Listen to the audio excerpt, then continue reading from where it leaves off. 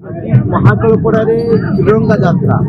त्रिरंगा हूँ एकता अखंडतार परिचय जो भाव में पाकिस्तान आतंकवाद चल आतंकवादी को पठे जो भाव में सारा विश्व में अशांति सृष्टि करुच्ची भारतीय सेना जो भाव में जवाब दे दृढ़ नेतृत्व दृढ़ संकल्प आम प्रधानमंत्री जो भाव में संरचना जो भाव में से प्रतिवाद कर पाकिस्तान को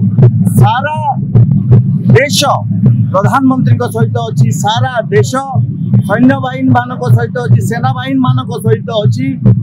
जे पर्यंत आतंकवाद मूलोत्पाटन न घटी से पर्यंत ये लड़ाई जारी ये आजिर भारत ये घरे पशिकी मार तेणु निश्चिंत भावे आमे समस्ते पूरा भारतवासी एकत्रित अच्छु सेना बाहिनी मान सहित